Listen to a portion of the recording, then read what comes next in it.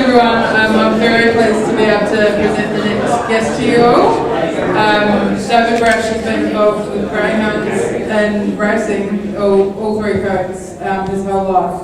He's a very successful racing journalist. He's bred and trained greyhounds himself.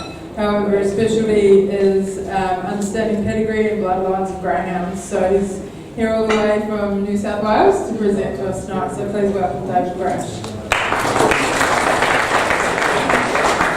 Thank you. A little bit about myself to start, mainly to give you an idea of how I got into this pedigree business. I was born in Bundaberg. Dad was a jockey and a horse trainer. My brother's a race caller, still in Queensland. Poor old mum and my sister never had much of a hope. They had to cop that racing all their lives, but I was about 6 when Dad won a race in Doomben and told Mum, righto, sell up, we're moving to Brisbane, I'm going to be a horse trainer full time. We got down to Brisbane, 2 weeks later the horse bled, never raced again, and he went searching for a decent horse for the rest of his life. Poor old Dad died in 2014, and his love of horses and racing never wavered. My introduction was obviously right from the word go. We always had a racehorse. When I was 15 and going to school still, Dad had 3 horses in work. He all come to the track. I was getting up at 3 o'clock in the morning, heading off to school. By 2 o'clock in the afternoon I was sound asleep on the desk. And my teacher was saying how wonderful I was as a studier and all that sort of stuff, but what she didn't know was I'd been at the track all morning. But I always wanted to be a journalist and a racing journalist, and that's what I became, working at the Bundaberg paper. Went to Brisbane, ended up as the Brisbane Telegraph, now the front paper. Went to Sydney as their rep, did a couple of years down there, came back, did harness racing for a while, didn't really like that. Ended up with greyhound racing. I've interviewed Prime Ministers, ABBA, Rod Stewart, got drunk with Alice Cooper, who was a really lovely guy. All those sorts of people, and it's an interesting thing, but hey, you guys in greyhound racing have just as good a story, if not better, than poor old Alice Cooper and those sorts of people.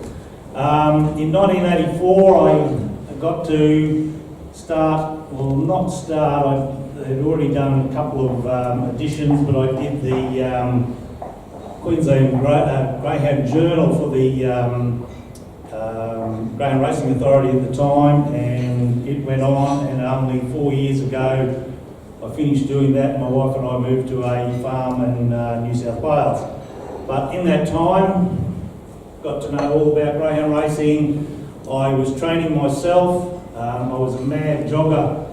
And I was running past Eagle Farm Racecourse one afternoon, and I saw a friend of mine who, when we were kids, like 10 and 12, his nickname was Pinhead. And there's Pinhead walking 4 dogs in the park next to the racecourse. And I thought, Pinhead, what are you doing with these 4 greyhounds? And so I stopped and was talking to him and said to him, and he started telling me he went to Darwin, flew to Darwin, landed his betting plunge, he won all these races at the Gabba. So I've run home and I said to my new wife, I said, I'm going to get a bloody greyhound. I said, Pinhead can win races like this and fly to Darwin and win all these races. I said, anyone could. So the second dog I ever had broke the track record in a maiden at Ipswich, and I was underneath the house and I heard my mother-in-law say, well, you know, darling, you're never going to be out of greyhounds now, don't you? And she was right. So, but as part of my job as running this magazine, I decided I would educate myself as well. So I spoke to all the best trainers, all the best breeders, all the vets, wrote articles, got articles on all these things, and in the meantime those articles went into this magazine, but they were educating me as well with training. And I had a runner in the first Easter egg series, that sort of stuff, and we had a great lot of time. But when my kids got to that age, we had to give them away, but I kept the magazine going. One of my passions, I suppose, has always been what makes a good greyhound, and pedigrees.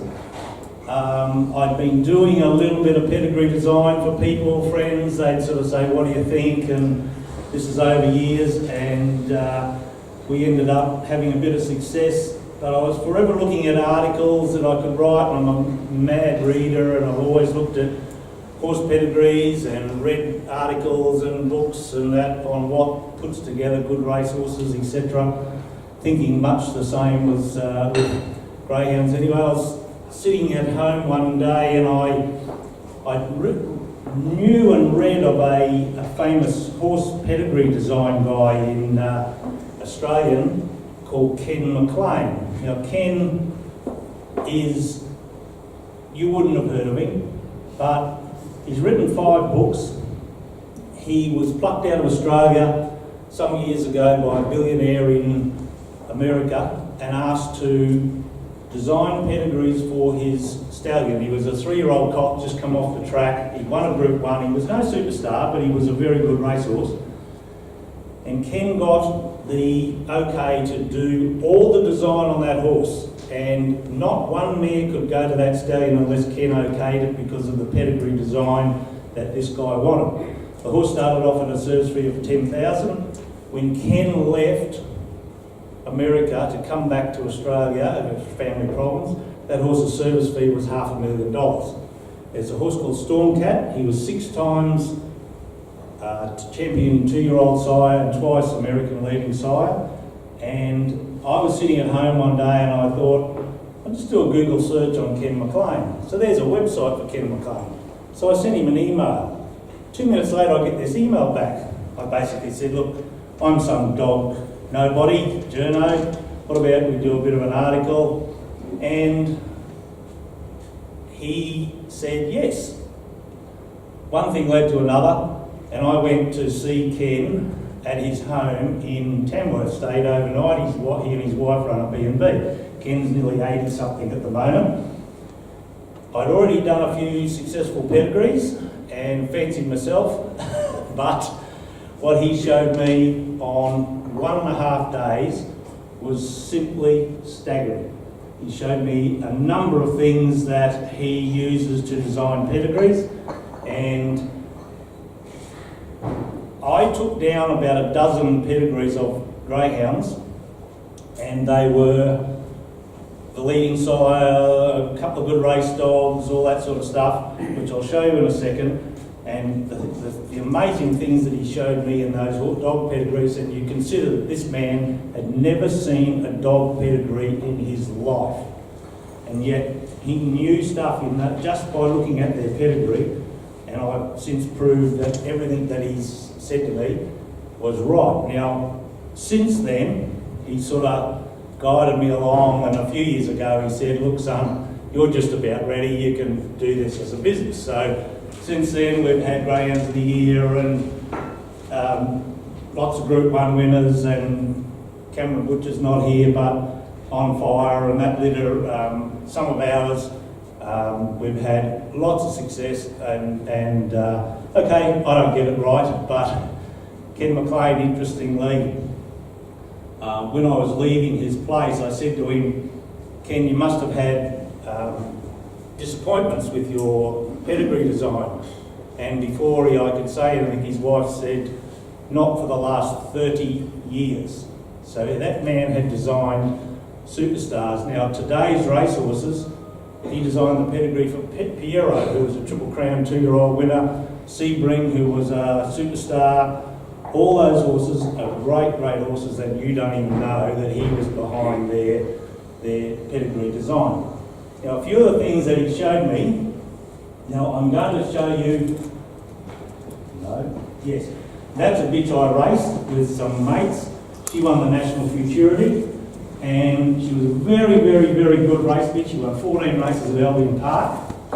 The thing about her was, this bitch here, Tardy Tears, was a Group 2 winner, and beat a dog of mine in to win the Cairns Cup. We took them up there, and she won, so I remembered her quite well. Now, Kim MacLean gave me an idea, a secret, which I'm going to tell you, that I didn't even know, but this bitch is bred on the cross that he told me about. That is a secret of his. That he's told me himself. Only 2 people in the world are au fait with what he says, that there is a very strong influence in pedigrees. One is a guy in America, a horse pedigree designer, and the other one is myself. I have no idea why he's told me these things, but we get on all right. You see Tim Lee here and Tim Lee there. That is an amazingly powerful position for that dog, and that is, according to Kim MacLean, is why that bitch is a good race bitch. No, I'm not going to talk about that yet. When I went to see Kim MacLean, I took him down some pedigrees. At the time, Token Prince was the champion sire in Australia. He took one look at Token Prince's pedigree and said, "See that cross of Waverley Supreme and that cross of Waverley Supreme?" He said, "Well, what do you think that dog's got to mate to be a successful stud dog?" I said, "Oh, okay, I give up, what?" He said, "Bitches with that dog there, that dog there, that dog there, in their pedigree, or brothers or sisters to them." Now, when I went home, I looked up his top 50 progeny. Every one of them had that dog or his brother Acacia Park. Every single one. Now, this is the dog, Just the Best. He was a champion sire. I showed him the pedigree of Just the Best. And he said to me, without even prompting, he said, "I bet that dog has fertility problems." I said, "How did you work that out?" Because a friend of mine owns Just the Best. A friend of mine stands him at stud, or did. And he said it's his pedigree pattern. He said that dog has a pedigree pattern for infertility. That dog was infertile, virtually infertile from the first day he went to stud. It was a struggle to get services out of that dog, even though he became a champion sire. And he didn't tell me what the pedigree pattern was that made him infertile, but he knew that dog, and he'd never seen that dog's pedigree in his life. This dog was the son. I had his pedigree there, and he was a triple track record holder, a superstar. That dog finished 4th in the Group 1 Winter Cup and couldn't walk for 3 months after that, and should have won the race. He had a sciatic problem that was absolutely terrible. Now, the first thing Kim MacLean said to me, he said, "Have you looked at his pedigree pattern?" I said, "Yeah, he's got brothers here." He said, "No, he's by Brother Fox, Brother Fox, Brother Fox." He said 3 of his four male lines are Brother Fox. So he said, "How do we make him?" I said, "Well, okay, tell me." He said, "You bring in that line there or this line here." I went home, 40 of the top 50 were bred that way. And he had never seen Sir Florian's pedigree in his life. But he did say that saturation of Brother Fox would make him suitable for outcross bitches. The rest of his best progeny are outcross bitches. Being by having Amerigo Man and West Cape in that position made him an absolute certainty to be a brood bitch sire, because he's inbred. Both those dogs were failures as sires of sires, but they are super sires of brood bitches. He had to be a brood bitch sire, but not a sire of sires, and he hasn't been. His son Slater's a very ordinary stud dog, and yet his bitches are worth their weight in gold. Kim MacLean gave me a couple of examples of great racehorses that he admires their pedigree. Now this is Northerly, Sir Heed and North Bell, but he won 2 Cox Plates and Australian Cup, was a champion. Sir Heed and North Bell, very ordinary racehorses, but you've got Native Partner there and Jim French there in that pattern that Kim MacLean explained about, where it comes in through like that, and they are half relations. That's why that horse is a great horse. But Far North and Natinsky are virtual brothers. So that horse was, Sir Heed and North Bell are virtual brother and sister. Going to that horse, he outperformed his entire pedigree, that horse. Bow Road was bought for $4,000 as a yearling. That mare there and that horse there are brother and sister on the same pattern that he says is a huge influence in pedigrees. So, one of the greatest pedigrees I've ever studied is Mantralat. We have a look at him, and the first thing we see is Malawi's Prince. He's inbred to 2 sons, which is not a way I recommend people breed, because it cuts down. You need to balance pedigrees, as Ken said. You need them to come in through a son and a daughter. But in this pedigree, Paris Match and Pilgrim Star are litter sisters. They were both outstanding. Pilgrim Star was a champion. Paris Match was a track record holder. This dog outbred himself. Pure Octane was a very ordinary stud dog, but those 2 sisters in there work extremely well together in the position that they are. That dog was a superstar. Okay. When we look at pedigrees, we try to find common and dominant ancestors. That is exactly what Kim MacLean said to me. He said, you look, son, for the ones that are very, very dominant. Now, he also said you try and balance the pedigree. And by this, we find dogs like Token Prince and Rumble Spirit. Now look, they're both by Malawi's Prince, and they're both got Brother Fox there. One through a son, one through a daughter. Token Prince and Rumble Spirit are virtually a balance for each other. Rumble Spirit's the mother of Collision. If you have a look at most of the progeny, or a lot of the progeny of Collision, they've got Token Prince in their pedigree. It's amazing. That one there had 3 lots of Waverley Prince in it too. Waverley Supreme. Waverley Supreme too. Yeah, Was that an advantage for it? Yeah, 100%. Because it's very interesting. When Waverley Supreme came to Australia, people thought he was a total outcross, and everyone said, oh, he's wonderful. It's like Kim MacLean today. Everyone says Kim MacLean's an outcross, that's crap. He's got 2 lines of bitches in his pedigree. His second mother, Grace Juliana, and a dog called Dutch Bahama, who's the sire of his 3rd mother, saturated with Australian bloodlines. And that's why he works very well, in particular with Malawi's Prince. This is another cross we do. Shining Chariot, a male, we sell a female, Chariot Supreme, Princess Diarrhoe, all different. But if we can get them into a pedigree, it can be wonderful. So, what did we find? Betty's Angel, champion.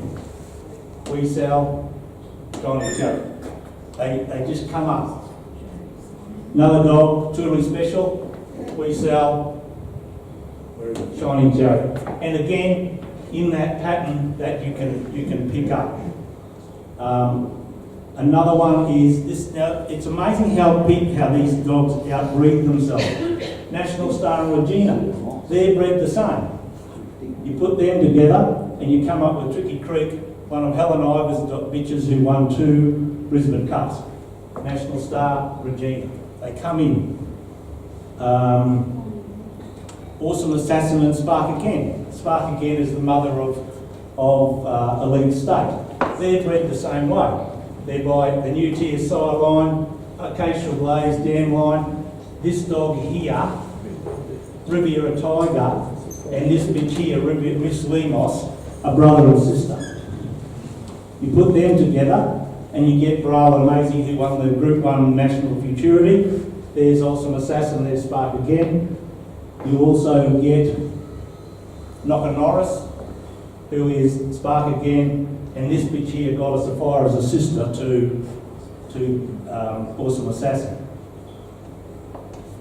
There's another one. A few years ago I was asked by a breeder in Queensland to design a mating for him. he wanted to go to something or other, and I said to him, his bitch was a placard bitch. I said, no, she must go to Bombastic Shiraz, because Malawi's Prince, Shining Chariot, and Bo Etzel, and the Pedigree turned out to be Metz Magic, who won the Group 1 National Sprint.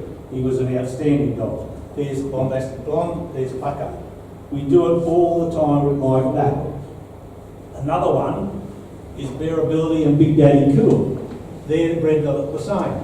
Credibility, new tears, and they both go down to, this dog here runs to 10 Leesdale line.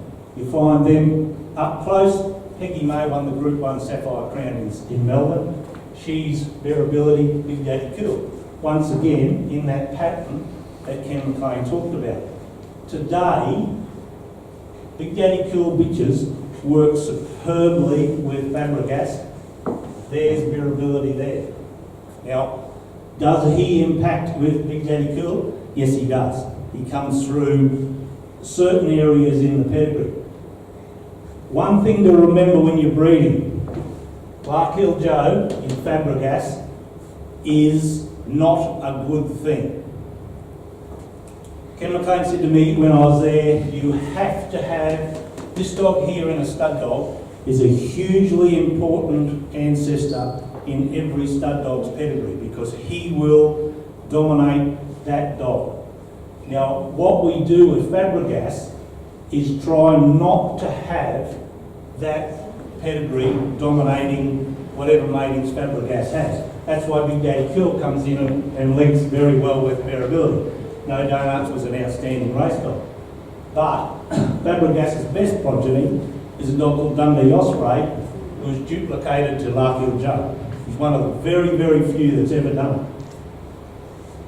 Okay, other ways to breed. This bitch here was inbred to half sisters, Sobbing Cell and Milagro Cell.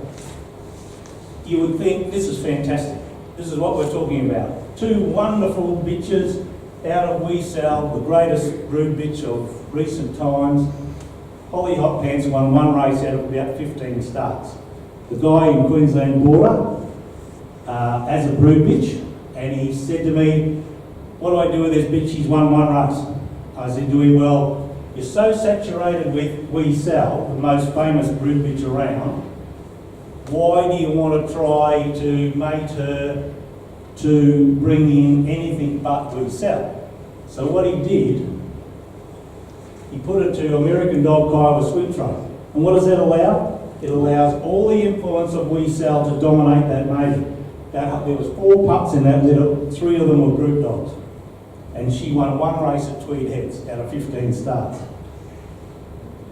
Okay. A few years ago, an elderly couple from Townsville raced this bitch Hannah Law. She won 50 races. She won one race as a 4-year-old at Albion Park. She won her last start, she won the Air Cup, and she ran a track record. She's beautifully bred. This is a very, very good family. She's inbred to Chariot Supreme. So they mated her. They sold their house in Townsville. They came to Northern Rivers of New South Wales. They had a litter of pups. One won 2 races. The rest of them broke down. They were inbred to We Sell, exactly the same as Holly Hot Pants. She was injury prone. Holly Hot Pants won one race. She rang me and she said, what do I do? So we mated her to Prima Uno, and the difference here is we duplicated Walkabout Sid through those two, and we brought in the litter brothers. So we got away from Chariot Supreme. We didn't do anything with We Sell. This litter, they got stuck with 10 of them. They couldn't sell one. They won nearly $500,000 in prize money. This bitch won the Tweed Galaxy. Another brother won the Ipswich, the Lismore Cup. Another one won a couple of feature races. The best bitch in the litter at her 8th race start made the Lismore Gold Cup final, but ran into smashed a metacarpal in the catching pen and didn't race for 14 months. When it came to mate these bitches, and there was 3 of them, we put the good bitch that broke down to Collision to duplicate Malawi's Prince. Malawi's Prince with Collision, doubled up in Collision's progeny, is hugely successful. And he also works extremely well with Primo Uno. This bitch and her litter were outstanding. So since then, I'm now on to these people's 4th generation, and we have mated Lady Jasmine. She rang me up and said, what do I do with the rest? And I said, well, one of these bitches has to go to Mydrophobia. Why? Because Where's Pedro and Collision have a hugely great nick. They are extremely successful together. But we also, now remember Token Prince, Wave with Supreme at the top and the bottom. We've done the same with Primo Uno. So what they did, she rushed off and put 2 bitches to Mydrophobia. Both litters she rang me about a month ago and said both litters could be the best dogs I've ever had. So this is the 4th generation where we've sort of come down and we're line breeding all these dogs. Paul Wheeler. Everyone knows Paul Wheeler. Okay. He got stuck with his father, and I've spoken to his father years ago about it, and he was a lovely, lovely man. Gale's Beauty. Now, everyone, myth says Gale's Beauty was no good, but she could run. Paul told me himself she could run.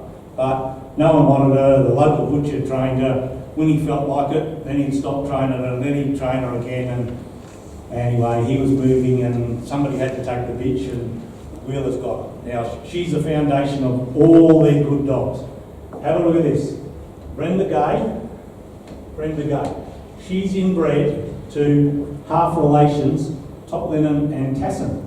Interestingly, she's white and brindle. Brenda Gay is white and brindle. Brenda Gay was a famous brood bitch. Wheeler's got 2 specific lines. Name or Star is the other specific line. That's Barcia Bale. That's where he comes from. Have a look at that. Brenda Gay. Top Linen, Brenda's daughter. It's amazing. Everyone sees Paul Wheeler breeding out crossing. Maybe, oh, he's wonderful. He's got Fernando Bale from Kelso's Fusilia. He line breeds to Name or Star and Gale's Beauty all the time because they are virtual sisters. Even though that line there is not the same line as Gale's Beauty. So the first great champion that the Wheelers bred, if you have a look at this dog here, not a bad dog, Temlee. Top Linen and Brenda's daughter, brother and sister. Exactly the same pedigree as Gale's Beauty and Name or Star. Alan Wheeler used to come home from the dogs at Wentworth Park and he'd drive home at 2 o'clock in the morning, and Tony Marino, who stood this dog at stud, told me that Wheeler would ring him at 2 o'clock in the morning because he'd see the bitches on season, and he used Temlee all the time. The first great champion the Wheeler family got, was Winifred Bale. There's Gale's Beauty, there's Temlee. Bred both on exactly the same cross. But have a look at that. There's a double of Top Linen. So that Winifred Bale has 3, 4, 5 crosses of that family, that Brenda Gay family. Yeah. If you're trying to produce a brood bitch, this is the perfect scenario. Have a look here. Chief Havoc. That is a position that is so strong, but what you do when you do that, generally make that a stayer. Because if they are speedsters, you won't get any distance out of it. He was a stayer. If you make them 400 metre dogs, you won't get any stamina. This bitch here, Fawn Morty and Daisy Valley are sisters. Weedy Valley is out of Morty Francis. They're both by far minder. So that bitch, Gorgeous Babe and Maggie Moss are virtual sisters. So you've saturated Elsie Moss. She was a Group 1 winner, won the New South Wales St Ledger, and became a super brood bitch. Rose Moss, all those great things. This is Pit Stop Park. have a look here. Elsie Moss and Elsie Moss. On exactly the way Kim MacLean said, in the middle of the pedigree, and we already know Elsie Moss is so saturated in her pedigree. So this is Pitstock Park. She raced in the bush. She was a very fast bitch. I've actually spoken to her owner, and she was a very, very good race bitch, but never got taken to the city to prove herself. She is the mother of Brother Fox. She's the mother of Acacia Park. That dam line of hers is still going well today through Paul Licking, all those good dogs that are racing on the Northern Rivers. Now, Alice Dooley, have a look at this. Brother Fox, Brother Fox. So we've already seen Pitstock Park and Elsie Moss. So when you've got Brother Fox in that line, you know that this bitch is absolutely saturated with all that family. I spoke to the guy who owned her. She never won a city race, but she could have. She had, what was his words? Over the top hyperactivity. She was just a mental case and couldn't really run 5:20. Okay. Alice Dooley is the mother of Powder Burn. And how did that work? Because you don't have much of this, but you've still got Acacia Park, the half-brother to Brother Fox. But he's away a bit. He's not really there. Okay. Which brings me to Cameron Butcher. A few years ago, Cameron rang up and said, I've got a bitch, Alana Blues, do me a pedigree. I said, righto, okay, let's have a look at her. So she could run a bit. So what did we do? This bitch here is a sister to Just the Best. So obviously, because Just the Best is such a good, Big Daddy Cool. Because Big Daddy Cool was such a good race dog, and we know he's a half-brother of Brett Lee, we want to link those two up. So we did. We brought them up there. Okay, that's not really how we want it, so we needed something else. So what we did, this dog here, Duchess Marina, and this dog here, Shining Chariot, they're out of half-brother, half-sister. It's still the influence through the centre. Sydney Show won 25 races around here. She was an outstanding race bitch in South Australia. So Cameron was happy with Sydney Shadow. He came back. He said, what do we put Alana Blues to this time? Well, this got me again. We had to bring in Brett Lee again. But this time we looked at Larkhill Joe, because this time this dog was at stake. Larkhill Joe and Sonic Flight are half-brothers, and they're very strongly positioned in that pedigree. So basically what you're doing, you're putting African Beauty, who is a sister to Beckham Bow.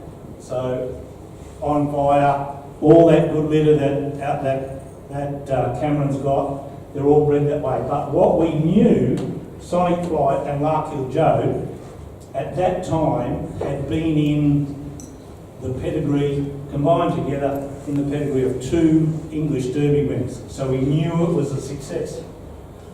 Okay, now I've got a quiz. How many, if you put any bitch to any stud dog, how many pups do you think you've got to go through to get one Angle Park winner on a Thursday night? How many? You, shut up. Yes? 7? Try 27. To get any bitch to any stud dog, you'll take 27 pups to get one city winner at Angle Park. But if you put that bitch to a very top side, Temley, Beckham Bow, Fabregas, what's the number? 1 in 7. Try again, 1 in 27. The champion side does not make one bit of difference. Okay, and no bottom line for you. So, okay, if you've got a bitch that's won a race at Angle Park on a Thursday night, and you put it to any sire, the numbers come down to 18. That's 18 pups before you can be guaranteed you'll get one city winner. But if you put that city winner to a top sire, and by this time I'm talking Beckham Vale, Collision, whatever, the number comes down to 7. Yeah, that's where you got it. Yeah, you knew you were on the track, yeah. So if you have a bitch that won in a city and her mother has won a feature race or produced a feature winner, the statistic, and you put her to a top sire, the statistics come down to 1 in 4 pups. So you've gone from any bitch to any side, 1 in 27, down to, if you put a city winning bitch that wins on a Thursday night, that's out of a mother that won a feature race or has produced a feature winner, you come down to 1 in 4. Any bitch that produces 5 individual city winners is 1 in 3,000. So only 1 in 3,000 bitches produce that. A little while ago, George Ferrugia was working at the National Australian Forum, and he did a few statistics, and he came across that of all the winners at Meadows on a Saturday night, which is their feature night, 75% of them were out of bitches that had won on a city night, a Saturday night at Meadows, or Sandown on a Thursday night, Angle Park on a Thursday night. Group finalists was the same. 73% of group finalists come out of city winning bitches. So the idea is you get the better bitches and they will produce you as long as you do the homework, of course. Thank you very much for that. Look, there's a few things you should think about. We design pedigrees like this. We've had a lot of success. There's lots to think about. In the future, you're looking at stuff like Banjo Boy to Kim MacLean. It's working, high even floss. Really, really good litter, out of the blue. Fernando Bale will go with Late Late Show. There's a fabulous cross in there. Barcia Bale bitches will suit Mybro Fabio. Magic Sprite bitches will suit Donna Double One or even Unlawful Entry because of the Spiral Nikita cross. Ruby Fantasy bitches will suit Zambora Brocky because of a very special cross in there. Dynatron bitches will also suit a dog like Dundee Osprey, who's the Fabregas dog. Wormburner, he's an absolute must for bitches by El Gallo or Fabregas or any Wheeler line. Fabregas, people don't use him with Beckham Vale because people shy off Beckham Vale. On fire. Cameron tells me that that whole litter are very standoffish pups, but they run. And when you get a litter like that, they really run. Kinloch Bray is a stud dog that will do very well with a dog like Destiny Fireball because the dam lines are very, very similar. And just on my own front, I bought 2 South Australians, Wormburner out of Sydney Shadow. They rang and asked, Karen Butcher rang and asked if I liked the cross. And I said, I like it that much, I'll take a dog and a bitch. And she said, Cameron's taken the bitch. And I said, the bitch?